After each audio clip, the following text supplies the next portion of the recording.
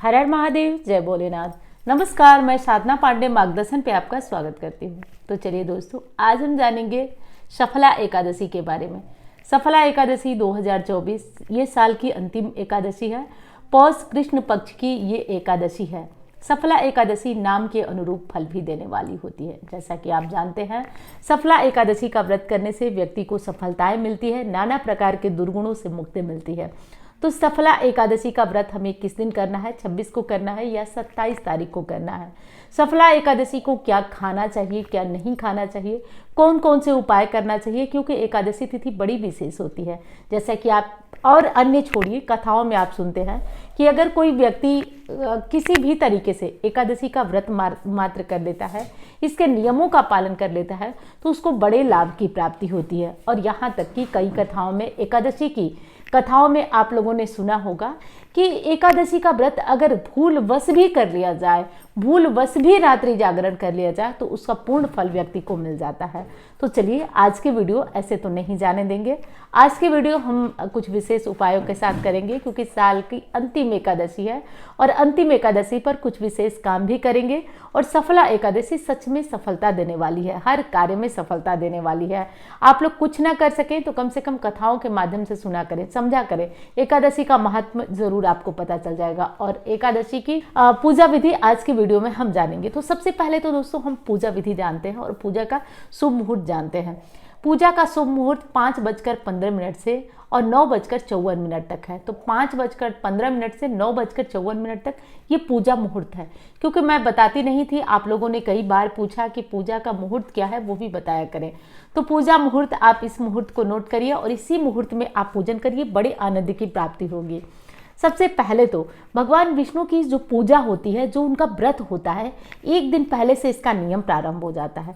तो 10वीं तिथि में जो व्रतधारी लोग हैं वो चावल का त्याग करें, कोशिश करें, प्रयास करें। सूर्यास्त से पहले भोजन कर लें। उसके बाद भूख तो लगेगी ही। रात को भूख लगेगी तो क्या करेंगे आप? रात को भूख लगे तो आप दूध ले लें, फल ले लें, लेकिन भोजन न करें सूर्यास्त के बाद। भोजन से बचें आप। सूर्यास्त के बाद बिल्कुल भोजन न करें। उसके बाद एकादशी को अश्वमेध यज्ञ के बराबर फायदा देने वाला कहा गया है।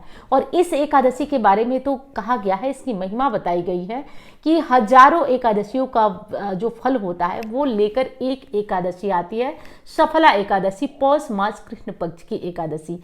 और गलती वश एक राजा ने, जो कि दुराचारी दुरात्मा था, और गलती से उसने शरीर साथ नहीं देने के कारण, भूखे प्यासे एकादशी का दिन व्यतीत करने के कारण उसको सद्बुद्धि आई थी। उसको अपने राज्य में और उसके जगह पे पूर्ण स्थान मिला था, फिर से स्थान मिला था।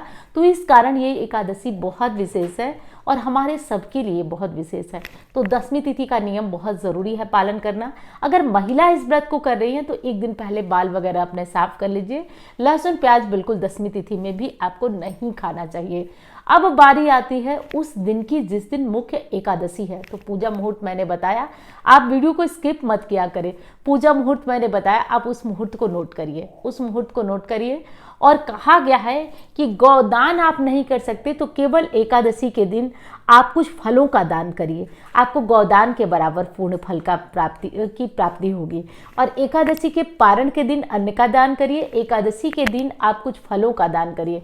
गौदान करने के बराबर पूर्ण फल की प्राप्ति होती है, क्योंकि तिथि विशेष है और तिथि विशेष है तो लाभ भी विशेष होने ही वाला है। तो इस दिन इस तिथि के ऊपर फल का दान करिए। इस एकादशी को कम से कम कुछ जो मौसमी फल है उन्हें ले लीजिए, और बीज वाले फल लेकर अगर आप दान करते हैं तो इसका बहुत फायदा मिलेगा आपको। और हाँ, अब बारी आती है कि पूजा कैसे करें। तो देखिए, एकादशी का दिन है, आप विधि विधान से भगवान विष्णु की पूजा करें। पूजा में क्या ध्यान रखेंगे? तो भगवान को केले का भोग लगाया जाता है, पीली चीज़ों का भोग लगाया जाता है। कोशिश यही रहनी चाहिए कि आज भगवान को नए वस्त्र धारण कराए, पीले फूलों का हार पहनाए। ऐसा करके उनके विधि विधान से पूजा करिए। पूजा करने के बाद आप भगवान को एक चीज़ का कोशिश करें कि एक अखंड दीप हर एकादशी को आप ज़रूर जला के रखा करें, एक अखंड दीप। मैं हर बार आपसे बताती हूँ कि कुछ मत करिए, लेकिन 2-4 नियम है जिनका पालन आप ज़रूर किया करिए। जैसे कि सुबह की पूजा जब आप करते हैं तो एक अखंड दीपक जला दीजिए और कम से कम उस दीपक में घी तेल व्यवस्था उसकी देखते रहिए। देखिए, अखंड का मतलब ये कभी नहीं होता है कि आप जलाए और निश्चिंत जाके सोइए बैठिए। अखंड का मतलब होता है कि वो खंडित ना हो। आप एक बच्चे की भांति उस दीपक का ध्यान रखिए, तब आपके अखंड दीप जलाने का फायदा होता है। एक बच्चे की तरह आप कहीं घर छोड़ के ना जाए, बराबर आपको उस दीपक की टेंशन लगी रहे, आप उसको देखते रहे, तो जैसे छोटे बच्चे का ख्याल। इसीलिए दीपक जलाने का फल होता है ना, क्योंकि वो दीपक का आप ध्यान बहुत रखते हैं और पूरी तरह से उसको अखंड जलाते हैं। तो अखंड उस दीपक को आप जलाएं, अखंड दीपक जलाएं आप। अखंड दीपक जलाने के बाद उसका ध्यान रखें, कम से कम रात को 12 बजे तक आप इस दीपक को जलाते रखिए। इस विशेष बात का आपको ध्यान जरूर रखना है। अब चलिए जान लेते हैं कि किस दिन आपको एकादशी का व्रत करना है और किस दिन आपको एकादशी करना है। तो देखिए दोस्तों, एकादशी की शुरुआत हो रही है 25 तारीख को, 25 तारीख की रात को 10:29 पर, और एकादशी तिथि की समाप्ति हो रही है 26 और 27 की रात को 12:40 तक। तो 26-27 की रात को 12:40 तक। उदया तिथि के अनुसार 26 तारीख को 26 दिसंबर को एकादशी का व्रत किया जाएगा। तो पूरी तरीके से 26 दिसंबर को आपको एकादशी का व्रत करना है। और इस तरीके से आपको 26 दिसंबर को एकादशी का व्रत करना है। जो नियम, जो उपाय मैं बता रही हूँ, इसे करना है। एकादशी तिथि में क्या खाना चाहिए ये जान लीजिए, बहुत ज़रूरी है। एकादशी में नमक कभी भी नहीं खाना चाहिए। एकादशी में आपको पूरे जो व्रत नहीं करते हैं उन्हें चावल का त्याग करना है। तो उन्हें पूरी तरीके से चावल का त्याग करना है। चावल का दान नहीं किया जाता है। आज तुलसी की पूजा भी नहीं होगी, तो तुलसी की पूजा भी नहीं करेंगे आप। दीपक वगैरह जलाकर, दूर से आरती जलाकर, धूप बत्ती जलाकर, उनके सामने भजन कीर्तन गाकर, तो ये कहना तो गलत होगा कि पूजा नहीं होगी। पूजा होगी, उनको स्पर्श नहीं करेंगे, जल नहीं चढ़ाएंगे। तो तुलसी को इस भांति पूजित करेंगे, उनकी पूजा करेंगे। रही बात खाने में, तो देखिए एकादशी में खाने पीने के नियमों का बहुत विशेष ध्यान रखना पड़ेगा आपको। जैसे एकादशी में आप जो खाना खा रहे हैं उस खाना में आपको चावल का त्याग करना होगा, लहसुन प्याज का त्याग करना होगा। क्योंकि एकादशी का आप और कुछ करें ना करें, अगर आप नियमों का पालन कर लेते हैं ना, तब भी आपको व्रत रखने जितना फायदा हो जाता है।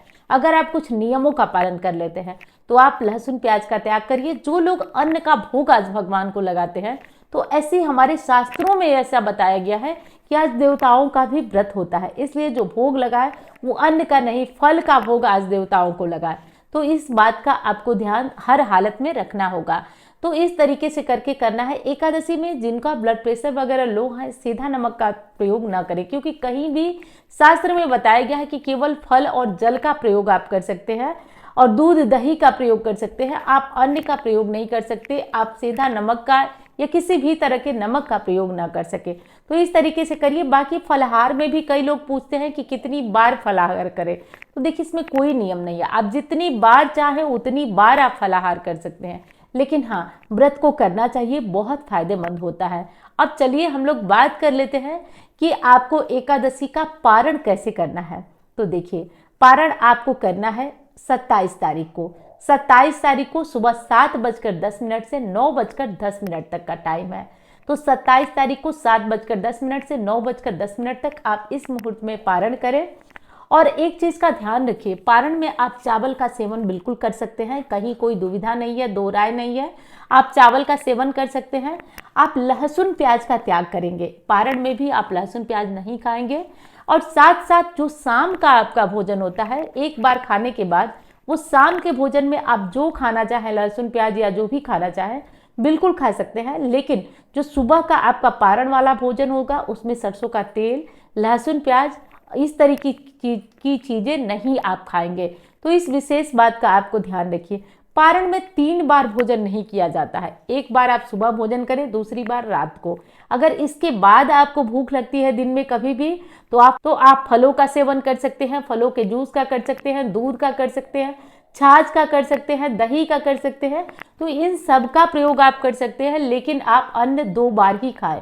एकादशी के दिन तीसरी बार अन्न जहां आप ग्रहण किए तो आपके व्रत का फल त्रिजटा को चला जाता है। ऐसा भगवान का आशीर्वाद है कि हे त्रिजटा, जो एकादशी का व्रत करके पारण को 3 बार अन्न ग्रहण करेंगे, उस एकादशी का फल तुम्हें मिलेगा। तो इसलिए ऐसी गलती आप लोग मत करिएगा, एकादशी में 3 बार अन्न ग्रहण न करिएगा।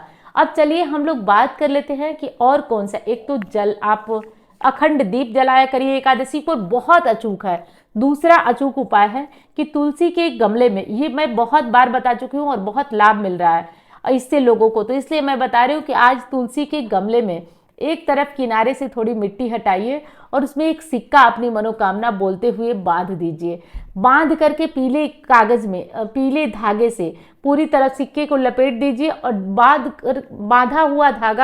धागे से बांधा हुआ सिक्का तुलसी में दबा दीजिए, तुलसी की मिट्टी में दबाइए, तुलसी से प्रार्थना करिए कि हे माँ, मेरी कामना पूर्ण हो जाए। और जब आपका काम पूर्ण हो जाए तो उस सिक्के को उठाए और उस सिक्के को किसी जरूरतमंद को दान करें और तुलसी माता को कुछ भोग प्रसाद ले आकर के आप चढ़ाएं। तो ये विशेष काम कर लीजिए। अब चलिए मैं मिलती हूँ आपसे अन्य वीडियो में। धन्यवाद। हर हर महादेव।